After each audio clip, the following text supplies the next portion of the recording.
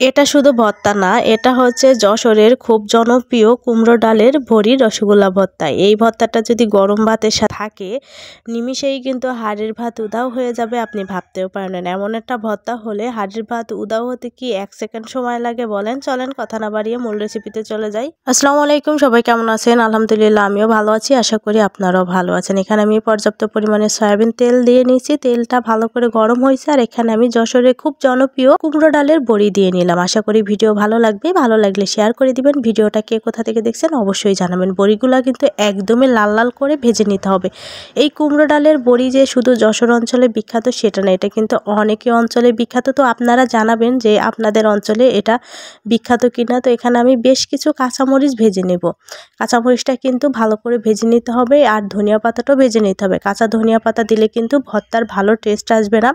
এই ভর্তাটা হচ্ছে যশোরের মানুষের খুব জনপ্রিয়। যারা যশোরে আছেন তারা কিন্তু শীতের সময় এই বড়ির ভর্তা মিস করে না। আমি কিন্তু এমনিতে একটু ঝাল বেশি খাই, এজন্য কাঁচামরিচের পরিমাণটা বেশি দিয়েছি। আপনারা চাইলে কম বেশি দিতে পারেন। মরিচ আর ধনিয়া পাতাটা উঠিয়ে ফেললাম। এখানে আমি পেঁয়াজ আর রসুনটাকে হালকা ভেজে নেব, এত বেশি ভাজবো না। তো ভাজা হয়ে গেছে, চলেন ভর্তাটা বানিয়ে নেব। বড়িগুলা কিন্তু আমি শিলপাটায় বেটে নিচ্ছি। এই ভর্তাটা শিলপাটায় বাটলেই অনেক বেশি মজা লাগে। আপনারা চাইলে ব্লেন্ডার জারে ব্লেন্ড করতে পারেন, কিন্তু শিলপাটার ভর্তার স্বাদ কিন্তু একটু অন্যরকম। এটাকে আমি রসগোল্লা ভর্তাই বলি, কারণ গরম ভাতের সাথে সকালে জাস্ট ওয়াও। এই ভর্তা যদি থাকে হাড়ির ভাত নিমিষে উধাও হয়ে যাবে, আপনি কিন্তু ভাবতেই পারবেন না। আমি কিন্তু সবগুলা বেটে নিয়েছি, ধনিয়া পাতা, মরিচ, পেঁয়াজ, রসুন সব বেটে নিয়েছি। আপনারা চাইলে এখানে কাঁচা পেঁয়াজটাও অ্যাড করতে পারেন। তো কাঁচা পেঁয়াজের থেকে পেঁয়াজটা যদি একটু ভেজে দেন তাহলে খাইতে আরও বেশি ভালো লাগবে।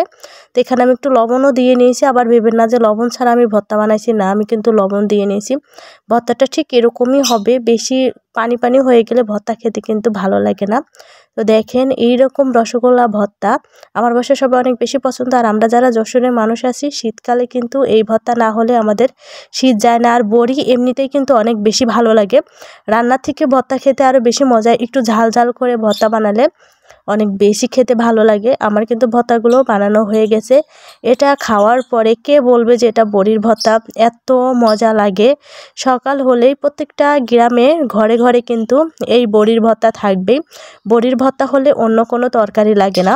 এই জন্যে কিন্তু আমরা যশোরের মানুষ এটাকে রসগোল্লা ভর্তা বলে। আপনারা যারা যশোরে আছেন তারাই জানেন যে এই ভর্তার টেস্ট কতটা।